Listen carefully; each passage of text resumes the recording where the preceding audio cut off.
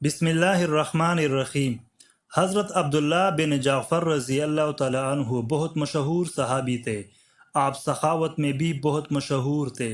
اللہ کے راستے میں خوب مال خرچ کرتے تھے۔ ایک مرتبہ کی بات ہے کہ آپ ٹہلنے کے لیے نکلے۔ چلتے چلتے کھجور کے ایک باغ کے پاس پہنچے تو دیکھا کہ ایک حبشی غلام باغ میں کام کر رہا ہے۔ کام کرتے کرتے جب وہ تھک گیا تو اپنا کھانا لینے چلا گیا۔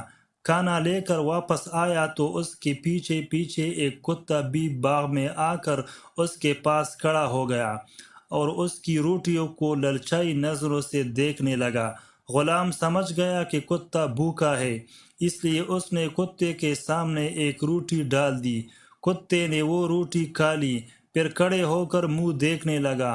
غلام نے دوسری اور پھر تیسری روٹی بھی کتے کو کھلا دی اور اپنے کام میں مشغول ہو گیا۔ حضرت عبداللہ بن جعفر رضی اللہ تعالیٰ عنہ وہیں کھڑے ہو کر یہ منظر دیکھ رہے تھے۔ آپ نے غلام سے پوچھا، تمہارے لیے روزانہ کتنی روٹیاں آتی ہے؟ اس نے جواب دیا، 3 روٹیاں۔ حضرت عبداللہ بن جعفر رضی اللہ تعالیٰ عنہ نے فرمایا، کم سے کم 1 روٹی اپنے لیے رکھ لیتے اور 2 کتے کو کھلا دیتے، لیکن تم نے تینوں روٹیاں کتے کو کیوں دے دی؟ غلام کہنے لگا، حضرت اس علاقے میں کتا تو رہتا نہیں ہے، اس لیے ایسا لگتا ہے کہ یہ کتا بہت دور سے آیا ہے اور بہت زیادہ بھوکا ہے، اس لیے مجھے اچھا نہیں لگا کہ اسے بھوکا واپس کر دوں۔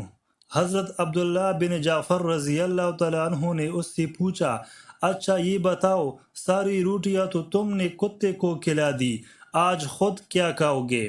غلام نے کہا، ایک دن بھوکا رہنا کوئی مشکل کام تو ہے نہیں، اس لیے آج بھوکا رہ لوں گا۔ حضرت عبداللہ بن جعفر رضی اللہ تعالیٰ عنہ فرمانے لگے، لوگ مجھے سخی کہتے ہیں، لیکن آج معلوم ہوا کہ مجھ سے بڑا سخی تو یہ غلام ہے۔ چنانچہ حضرت عبداللہ بن جعفر رضی اللہ تعالیٰ عنہ نے باغ کے مالک سے اس باغ کو اور اس غلام کو خرید لیا۔ پھر آپ نے اس غلام کو آزاد کر کے وہ باغ اسے ہدیہ کر دیا۔ اس ویڈیو کو لائک کریں اور چینل کو سبسکرائب کریں۔ شکریہ۔